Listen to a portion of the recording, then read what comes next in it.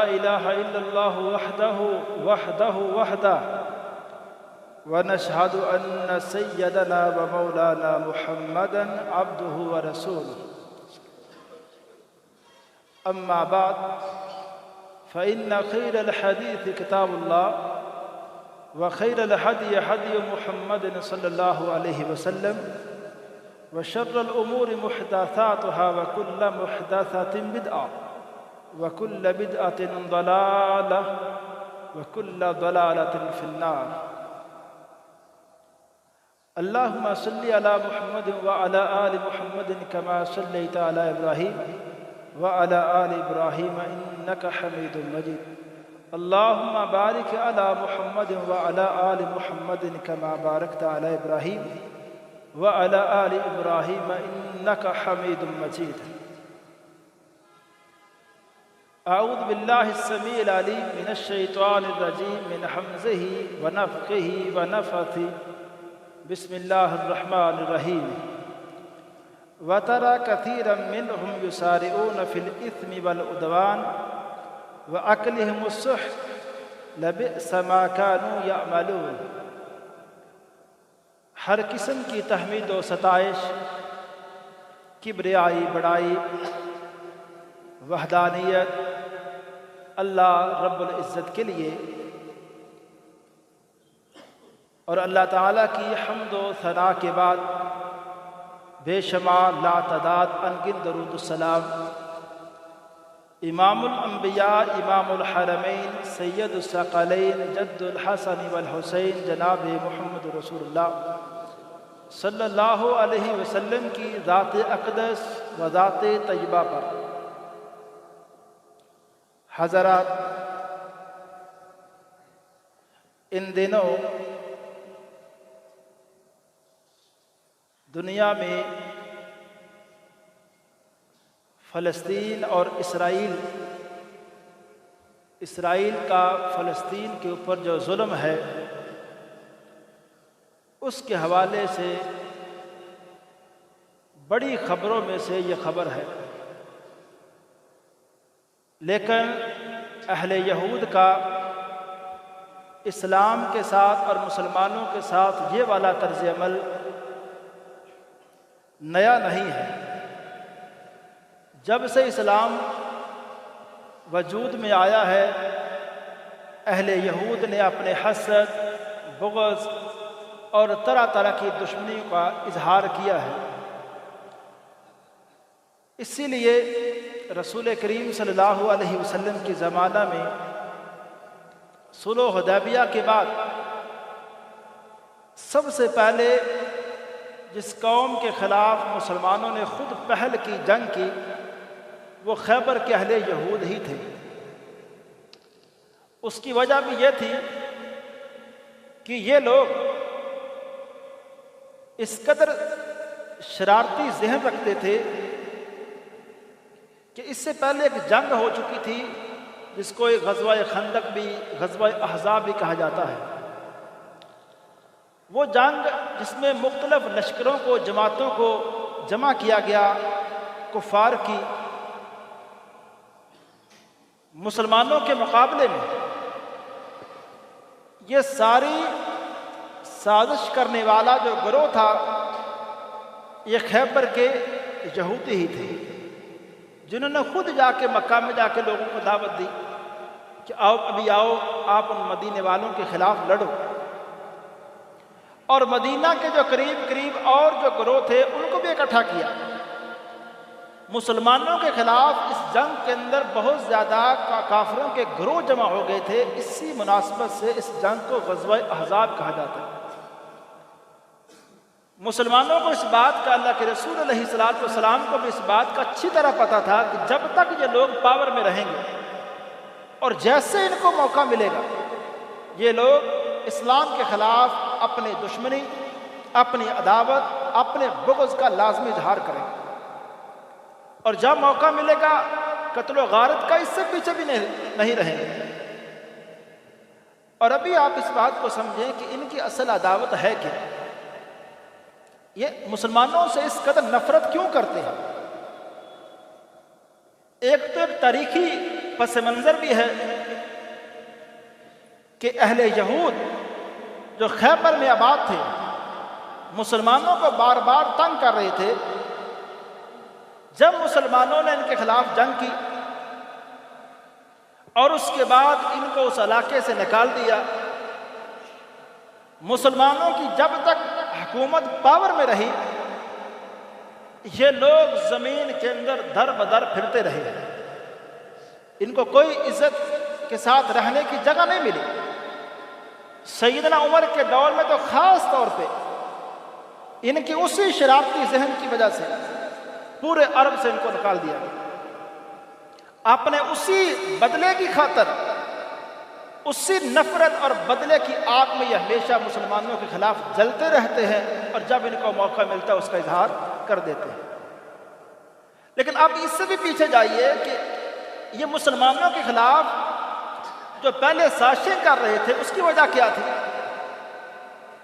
اسلام اور اللہ کے رسول علیہ السلام ان کو اچھا کیوں نہیں لگتے تھے؟ بہت کم یہودیوں نے اسلام اس وقت بھی قبول کیا، بلکہ جانتے تھے، آپ کو سمجھتے تھے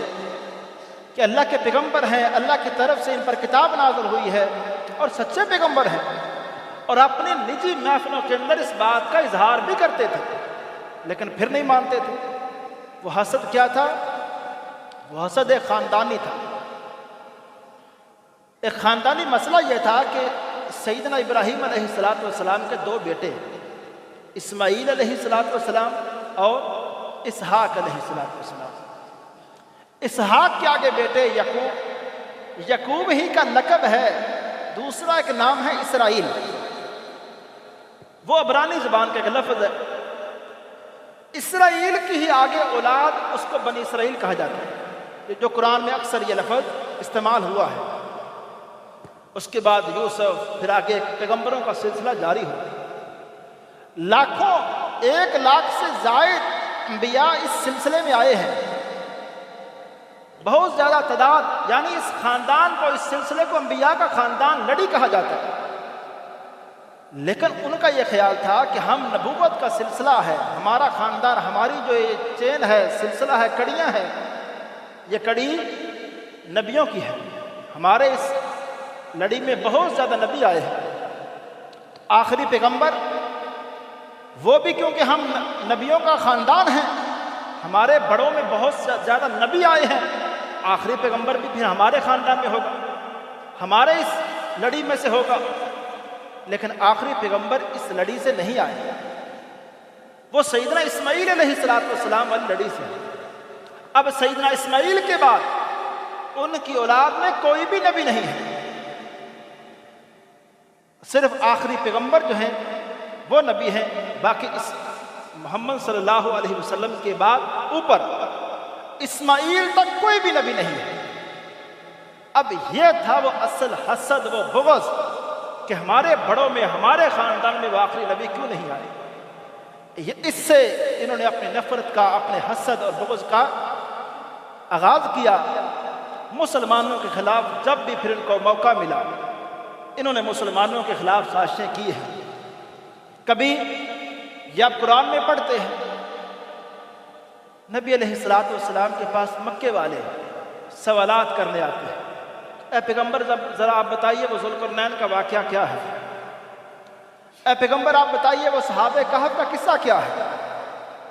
وہ ذرا یہ تو بتائیے کہ موسیٰ علیہ السلام اور خضر کا ایک واقعہ ہے وہ کیا ہے۔ یہ واقعات کی ساری مکے والوں کو تیاری کرانے والے یہودی تھے کہ جاؤ ذرا کسی بھی طرح سے اس محمد کا راستہ روکو۔ لیکن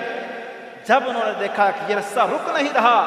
یہ تو ایک تحریک کی صورت اختیار کر رہا ہے، انہوں نے پھر اپنے حسد اور بغض کا اظہار کرنا شروع کیا۔ اللہ کے رسول علیہ السلام نے پھر اسی لیے ان کی اس نفرت کو دیکھ کے، ان کے اس حسد و بغض کے انتہا کو دیکھ کے آپ نے بھی ایک فیصلہ کر لیا۔ آپ نے فرمایا اے میرے صحاب خالف الیہود والنصارى، ہم بھی اپنا ایک مقام رکھتے ہیں، ہمارا بھی مسلمانوں کا ایک مقام ہے، ہم بھی اس زمین پہ رہیں گے، اپنا ایک خاص پہچان رکھیں گے، ہم پھر ہر طرح سے ان کی مخالفت کریں گے، اور اس طرح سے مخالفت کریں گے کہ اگر عبادات کے اندر بھی ان کا طرز عمل ایک تھا، ہم اس کو بدلیں گے، ہم اپنے طریقے سے اپنے رب کی جس طرح میرا رب مجھے بتائے گا تو ہم اس قدر اظہار کریں گے کہ ہم مسلمانوں کے اسلام کی بالکل ایک الگ پہچان ہوگی، ان یہودیوں سے ہم بالکل الگ ایک زندگی گزاریں گے، ایک دیکھ کے بتایا جائے گا کہ یہ شخص مسلمان ہے، یہ یہودی نہیں ہے۔ لیکن اللہ کے رسول علیہ الصلوۃ والسلام نے ایک پیشین گوئی فرما دی تھی۔ آپ نے فرمایا تھا میرے صحابہ کا وقت آئے گا لَتَتَّبِعَنَّ سُنَنَ مَنْ قَبْلَكُمْ، ایک وقت آئے گا کہ تم پہلے لوگوں کے طریقوں پہ چلو گے، جس طرح پہلے لوگوں نے اپنے نبیوں کی باتوں کو بدلا، اللہ کی کتابوں کی باتوں کو بدلا، اور اپنی جس طرح ان کی سوچ اور فکر تھی اسی کے مطابق انہوں نے زندگی گزاری، انہوں نے اپنے نظریات کو نہیں بدلا، انہوں نے اپنی رسم و رواج کو پیچھے نہیں کیا، بلکہ انہوں نے اللہ کی کتابوں میں تبدیلیاں کر دی، انہوں نے نبیوں کی تعلیمات میں رد و بدل کر دیا، اپنی رسم و رواج کو نہیں چھوڑا۔ اے میری امت کے لوگوں، ایک وقت آئے گا تمہارے ساتھ یہ معاملہ ہوگا، تم بھی اسی طرح کرو گے کہ پہلے لوگوں والی عادات آج اللہ معاف کرے ہم نے، ہماری جو تنزلی ہے، ہمارے مسلمانوں کی جو صورتحال ہے وہ بھی صورتحال ایسی ہے، ہم نے بالکل انہیں جیسا طریقہ اختیار کیا، ہم نے بالکل اللہ کے نبی کے دین کو دین نہیں رہنے دیا، اس کو بدلا ہے، چینج کیا ہے، اور قرآن کی باتوں کو ہم نے قرآن سے اتنی دوری اختیار کر لی ہے کہ ہماری یہ کتاب تھی، اس میں کچھ واضح ہدایات دی گئی تھی، ہم نے ان کو ہدایات کو چھوڑا، ہمیں پتہ ہی نہیں رہا کہ ہماری اس کتاب قرآن کے اندر جو رب کا ہمارے نام ایک واضح پیغام ہے، اس کے اندر ہمیں کیا کچھ کہا گیا ہے، ہمیں کن باتوں کا حکم دیا گیا ہے، کن باتوں سے منع کیا گیا ہے، ہم نے کبھی اس طرف تعلیم حاصل کرنے کی کوشش ہی نہیں کی، اور ہم نے پھر جو تعلیم حاصل کی اور پھر صورتحال اس طرح کہ اللہ معاف کرے ہو گئی کہ ہمارے مسلمانوں نے بھی اپنے نظریات کو نہیں بدلا، جو ان کے خاندانی طور پہ ایک مسلکی طور پہ جس طرح سے بھی نظریات چل رہے تھے، انہوں نے کہا بس نظریات کو نہ بدلو، قرآن کا معنی بدلو، حدیث کی تشریح اور کر دو، ایسی حدیث کی تشریح کر دو جس سے ہمارے نظریات کی تائید ہو جائے، ہماری رسم و رواج جس طرح ہم کہتے ہیں، ایک حرام بات کو نہیں چھوڑتے بلکہ اللہ معاف کرے قرآن کا وہ منع کر لیتے ہیں جو ان کے اس حرام کام کی تائید کرنا، اور وہ باتیں ہم قرآن سے اللہ معاف کرے وہ باتیں ثابت کرتے ہیں جو باتیں واضح طور پہ حرام ہیں۔ اللہ معاف کرے،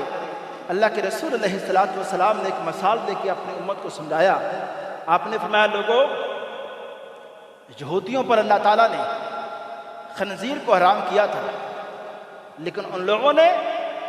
اللہ کے اس واضح پیغام کے اندر یہ تبدیلی کر لی، ہیلے سازیاں کی، ان لوگوں نے کہا چلو خنزیر تو حرام ہے کھانا، اس کی چربی کو پگھلا کے اس تیل سے کو ہم اپنے دیگر استعمالات میں اگر لائیں تو اس میں کیا منع ہے؟ خنزیر تو اللہ نے کھانا منع کیا ہے، اس کی چربی تو نہیں حرام کی، اور ہم نے وہی کیا ہے، ہم نے سود والے معاملات کو، اپنے تجارت کے معاملات کو، اللہ معاف کرے لوگ دیکھتے ہی نہیں ہیں، بڑے بڑے معاملات اپنے کاروباری کام وہ شروع کرتے ہیں، اس بات کو دیکھے سمجھے غور و فکر کیے بغیر اسلام کی اس بارے میں ہدایات کیا ہے، بس ہمارا دیکھیں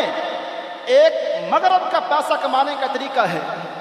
مال و دولت کمانے کا ایک وہاں کا طریقہ ہے،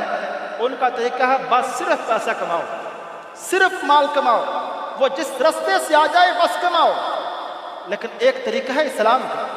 یہاں ایک حلال و حرام کا ایک فرق بتایا گیا کہ حلال کماؤ، حلال کھاؤ، حرام کی طرف نہ جاؤ۔ ہمارے ہاں کچھ اصول ہیں، کچھ ضابطے ہیں، لیکن ہم نے کبھی دیکھا ہے کہ ایک بزنس ہے اس میں کیا کچھ چیزیں جائز ہیں، ایک قسطوں کا کاروبار ہے، اس قسطوں کے کاروبار میں اگرچہ کچھ جائز صورتیں ہیں لیکن لوگ پوچھتے نہیں ہیں، اس لیے نہیں پوچھتے کہ ہمیں اس بارے میں کچھ ناجائز ہونے کی بات نہ بتا دی جائے، اور اپنا کاروبار کرتے جا رہے ہیں۔ بینکاری کے نظام میں میں واضح طور پہ یہ بات کہتا ہوں کہ اس ٹوٹلی نظام کو ہم رد نہیں کر سکتے، لیکن ایک جائز صورت میں جائز طریقے سے ہم اس نظام سے بھی فائدہ اٹھا سکتے ہیں۔ لیکن کوئی بندہ اس بارے میں وہ ان باریکیوں کی طرف جانا، قرآن نے ایک حکم دیا ہے، ایک فیصلہ سنایا ہے اہل یہود کے بارے میں، اس کو ذرا سنیے، اور میں اور آپ ہم سارے اس میں اپنا جائزہ لیتے ہیں۔ اللہ فرماتے ہیں وَتَرَى كَثِيرًا مِّنْهُمْ يُسَارِعُونَ فِي الْإِثْمِ وَالْعُدْوَانِ، اے پیغمبر ان یہودیوں کو آپ دیکھو گے، ان میں اکثر لوگ وہ ہیں جو گناہ کے کاموں میں اور ایک دوسرے پر زیادتی کرنے کے معاملات میں ایک دوسرے سے بڑھ کے حصہ لیتے ہیں۔ میں ترجمے کو دوبارہ کرتا ہوں، اے پیغمبر آپ ان یہودیوں کو دیکھو گے کہ یہ لوگ گناہ کے کام ہوں یا کسی پر زیادتی کرنے والے کام ہوں، ایسے کاموں میں ایک دوسرے سے بڑھ کے ہیں اور ایک دوسرے سے بڑھ کے اس میں مقابلہ کرتے ہیں کہ میں زیادہ گناہ کروں، میں لوگوں پر زیادہ ظلم اور زیادتی کروں۔ یہ اہل یہود کا پیغمبر ان میں سے اکثر لوگوں کا طرز عمل یہ ہے۔ اور تیسری بات کہا پیغمبر آپ دیکھو گے وَأَكْلِهِمُ السِّحْتَ وَأَكْلِهِمُ السُّحْتَ کہ یہ لوگ حرام کھانے میں، حرام خوری میں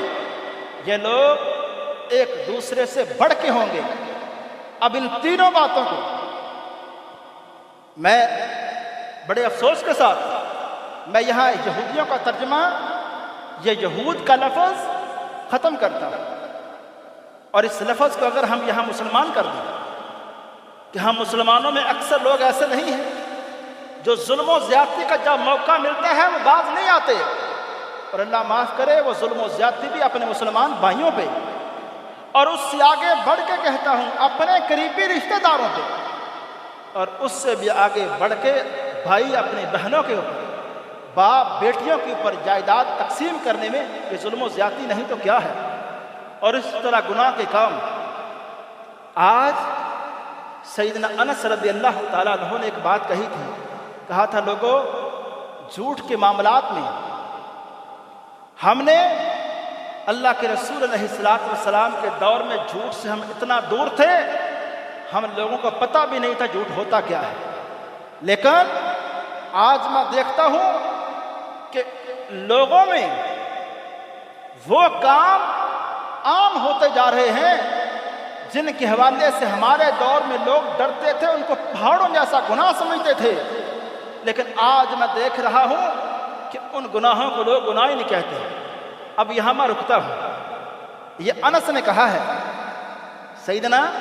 انس نے جو منظر دیکھا اس وقت وہ منظر انس نے کہا ہے، لیکن اگر انس آج کا مسلمانوں کا منظر دیکھتے تو کیا کہتے؟ وہ تو یہی کہتے کہ مجھے اسلام کا نقشہ ہی بھول گیا ہے، ان کو دیکھ کے مجھے لگتا ہی نہیں ہے، یہ مسلمانوں کے کلچر کو، ثقافت کو، ان کے رہن سہن کو، ان کے معاملات کو، ان کی عبادات کو دیکھ کے لگتا ہی نہیں ہے کہ یہ وہ مذہب ہے، یہ وہ تحریک ہے جس کو محمد رسول اللہ صلی اللہ علیہ وسلم نے زمین پہ اس طرح سے کھڑا کیا تھا کہ اہل یہود کے بالکل الگ، ان سے ان کی پہچان بالکل الگ، ان کے معاملات، ان کے کام، ان کی عبادات اور ان کا لوگوں کے ساتھ بات چیت، اخلاق و آداب بالکل مختلف، ایسا انداز ان کا کہ اخلاق و آداب میں ان کا کوئی ساری نہیں تھا، معاملات میں ان سے بڑھ کے کوئی سچا نہیں تھا، اور اس قدر سچائی تھی کہ لوگ جب مسلمان ایک دوسرے سے معاملہ کرتے تھے، دوسرے لوگ گواہیاں دیتے تھے یہ مسلمان ہے، دھوکہ نہیں دے گا، جھوٹ نہیں بولے گا، معاملات میں یہ فراڈ نہیں کرے گا۔ آج معاملات الٹ ہو چکے ہیں کہ مسلمان کے ساتھ فراڈ کا لفظ لگ چکا ہے کہ مسلمان ہے دھوکہ ہی دے گا، یہاں جھوٹ ہی ہوگا۔ ہمارے معاشرے میں یہ باتیں مسلمان سے بچ رہا ہے کہ یہی کہیں مجھے دھوکہ نہ دے دے، یہی میرا کہیں نقصان نہ کر دے، اور یہی میرے معاملات میں اس قدر غلط بیانی نہ کر دے کہ اللہ معاف کرے ایک بندہ صرف اپنی چغل خوری سے، صرف اپنی غیبتوں سے اپنے ہی مسلمانوں کے گھروں کا نظام خراب کر دیتے ہیں، جس کو اس میں کوئی فائدہ نہیں ہے، اور اس میں اللہ معاف کرے بڑے بڑے بزرگ جن کا گھر میں کوئی کام نہیں ہے، چغلیاں کرنا کام ہے، اور خواتین ہماری مائیں بہنیں وہ اس معاملات کو دیکھتی نہیں ہے، اور معاملات تھوڑے سے تھوڑے ایسے معاملات کہ بھائی بھائی سے بات نہیں کر رہا، چچا زاد بھائیوں سے تو ناراضگی ہے، ان کے لیے جو ایک لفظ ہے یہ ہمارے شریک ہیں، یہ لفظ پتہ نہیں کہاں سے آیا، اور مسلمانوں کے اندر یہ لفظ ایسے خطرناک ہیں کہ آج مسلمان جتنی مرضی بات کریں کہ اہل یہود اس طرح وہ فلسطین کے اوپر ظلم کر رہے ہیں، لیکن میرے بھائی جو کام کرنے والی باتیں ہیں، جو سمجھنے اور غور و فکر کرنے والی باتیں ہیں، کہ ہم اپنے آپ کا اچھی طرح جائزہ لیں کہ ہمارے ساتھ یہ معاملات کیوں ہو رہے ہیں، مسلمانوں کو دنیا میں اس طرح پیچھے کیوں کیا جا رہا ہے، اور جب موقع ملتا ہے وہ ملک جمع ہو کے کسی ایک مسلمان پہ حملہ آور کیوں ہو جاتے ہیں، یہ مسلمانوں کا رعب کیوں ختم ہو گیا ہے، اور مسلمانوں کے حوالے سے لوگ کیوں اس طرح دیدہ دلیری کا مظاہرہ کر رہے ہیں۔ اللہ کے رسول علیہ السلام نے 1400 سال پہلے اس بارے میں ہماری ذہن سازی کر دی تھی۔ سنن ابی داؤد کی ایک حدیث سنیں اور اس میں اور ہم سب اپنا جائزہ لیتے ہیں۔ اللہ کے رسول علیہ السلام نے بالکل آج کے حالات کے مطابق یہ حدیث بالکل اس منظر کو اس طرح واضح کر رہی ہے۔ آپ نے فرمایا یوشک الامم ان تداعى علیکم کما تداعى الاکلۃ الی قصعتها، فرمایا ایک وقت آنے والا ہے کہ جب ایک قوم اے مسلمانوں تم پر تمہارے خلاف اب دوسری قوموں کو جمع کرے گی۔ ترجمے کو دوبارہ سمجھیں کہ جب ایک قوم اے مسلمانوں تمہارے خلاف دوسری قوموں کو جمع کرے گی اور تمہارے خلاف اس طرح سے لڑے گی، اور اس طرح کی صورتحال ہوگی جس طرح ایک بندہ کھانے کا پیالہ کھانے کا برتن ہو اس کی طرف لوگوں کو جمع کرتا ہے بلاتا ہے، ایک وقت آئے گا ایک قوم اسی طرح تمہارے خلاف لوگوں کو قوموں کو جمع کرے گی۔ اور فرمایا فقال قائل، ایک کہنے والے نے عرض کیا اللہ کے رسول علیہ السلام ومن قلۃ نحن یومئذ، اللہ کے رسول ہم مسلمانوں کے خلاف اس قدر بڑی جو دیدہ دلیری ہے، یہ مظاہرے اس طرح کے انداز اللہ کے رسول تب ہوں گے جب ہماری تعداد کم ہوگی، یہ معاملات اس وقت پھر کیے جائیں گے۔ آپ نے فرمایا بل انتم یومئذ کثیر، نہیں ایسا نہیں ہے، تم کم نہیں ہوں گے، تمہاری تعداد اس وقت بہت زیادہ ہوگی۔ 57-58 کے قریب اسلامی ممالک ہیں، اور فرمایا وَلَكِنَّكُمْ غُثَاءٌ كَغُثَاءِ السَّيْلِ، اتنی بڑی تعداد ہونے کے باوجود فرمایا مسلمانوں تمہاری صورتحال ایسی ہوگی۔ یہ کون فرما رہے ہیں؟ صادق الامین پیغمبر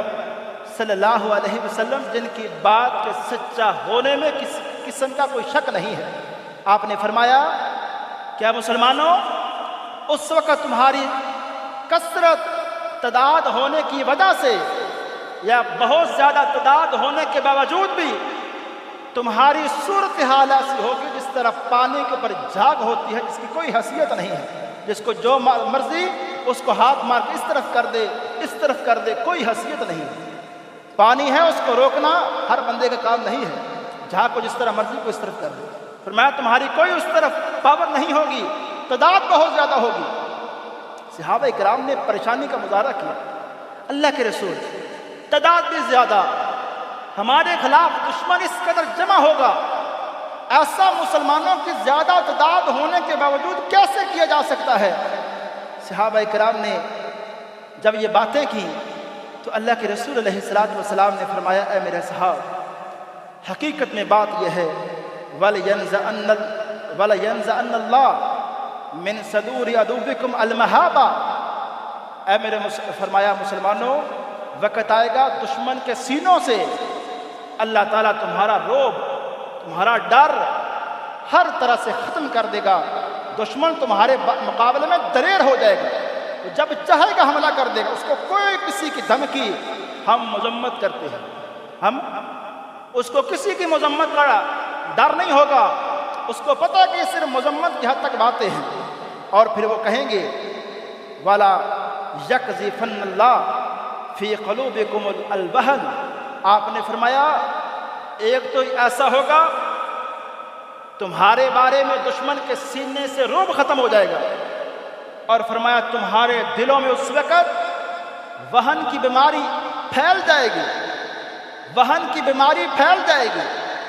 صحابہ نے وہن کا لفظ پہلے سنا نہیں تھا، عرض کیا وَمَا الْوَهْنُ یا رسول اللہ کے رسول یہ وہن کیا ہوتا ہے؟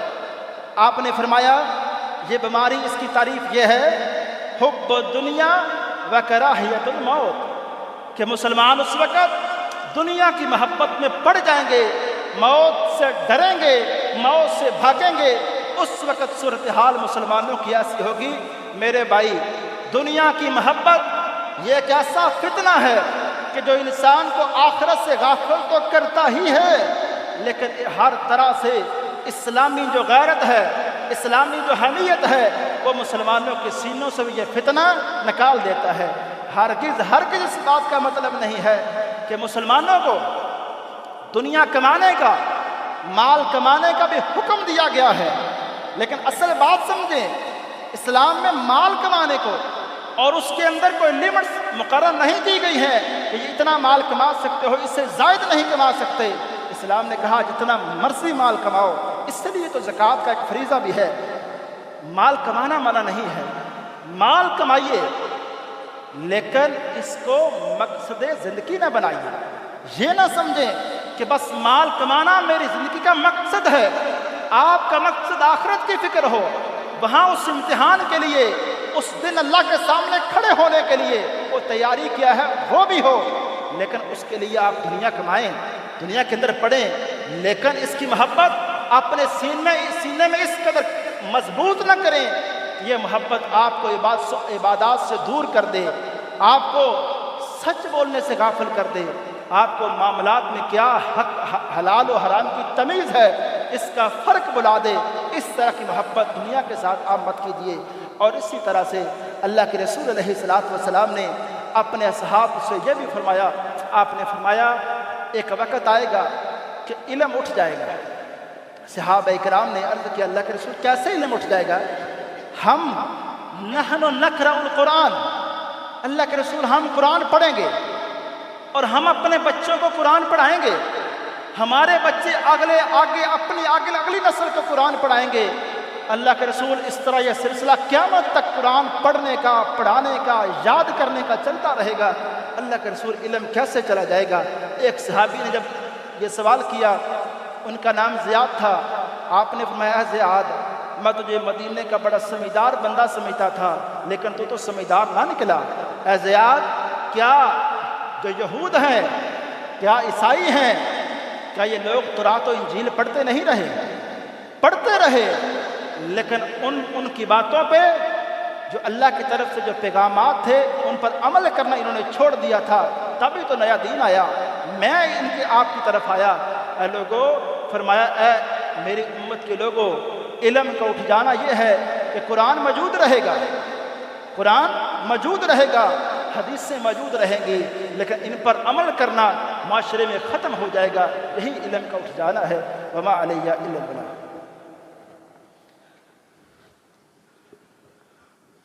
نحمدہ ونصلی علی رسولہ الکریم، اما بعد۔ آپ لوگ جو دنیا میں اس وقت خاص طور پہ فلسطین والی صورتحال ہم دیکھ رہے ہیں، ہم اس حوالے سے بے بس ہیں کہ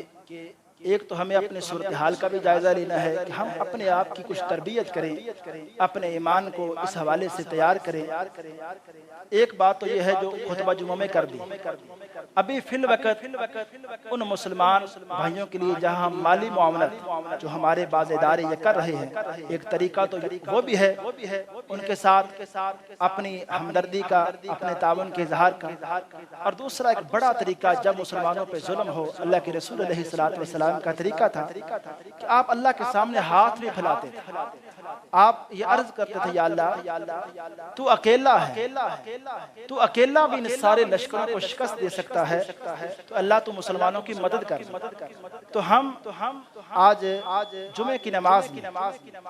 دوسری رکعت میں یہ خواتین خاص طور پہ نوٹ کرنے کہ قاری صاحب نماز کے اندر قنوت نازلہ کریں گے۔ اس میں یہ قنوت نازلہ کیا ہے کہ جب بھی مسلمانوں پہ کوئی آفت آتی، دشمن مسلمانوں کو تنگ کرتا، تو اس دشمن کے خلاف ایک بد دعا ہوتی کہ اللہ اس دشمن کو یا تو ہدایت دے دے یا پھر مسلمانوں کے خلاف یہ جو اس قدر ظلم کر رہے اللہ اس کو نیست و نابود کر دے، اور مسلمان جو اللہ مظلوم ہے اللہ تو ان کی مدد فرما دے۔ تو قاری صاحب آج کی نماز میں دوسری رکعت میں جو رکوع کے بعد ہاتھ اٹھا کے جس طرح ہم رمضان میں قیام کرتے رہے ہیں نا، وطروں کی دعا کرتے رہے، بالکل اسی طرح ہاتھ اٹھا کے قاری صاحب وہ دعا پڑھیں گے تو ہم اس کے پیچھے اگر جس کو دعا آتی ہے وہ دعا کا جملہ بھی پڑھ لے اور ساتھ آمین بھی کہہ دیں۔ لیکن اگر جس کو جملہ نہ بھی آتا ہو تو حدیث میں آتا ہے وَيُؤَمِّنُ مَنْ خَلْفَهُ، سنن نبی داؤد کی یہ لفظ ہے، جب پیچھے والے جو بندے ہیں، جب اللہ کے رسول علیہ السلام یہ قنوت نازلہ کرتے تو پیچھے والے بندے آمین کہتے تھے، تو ہم آمین کہہ کے اس دعا کے اندر شریک ہوں گے۔ اللہم صلی علی محمد وعلی آل محمد کما صلیت علی ابراہیم وعلی آل ابراہیم انک حمید مجید، اللہم بارک علی محمد وعلی آل محمد کما بارکت علی ابراہیم وعلی آل ابراہیم انک حمید مجید۔ ربنا ظلمنا انفسنا وان لم تغفر لنا وترحمنا لنکونن من الخاسرین، اللہم انک عفو تحب العفو فاعف عنا، سبحان ربک رب العزت عما یصفون وسلام علی المرسلین والحمد للہ رب العالمین۔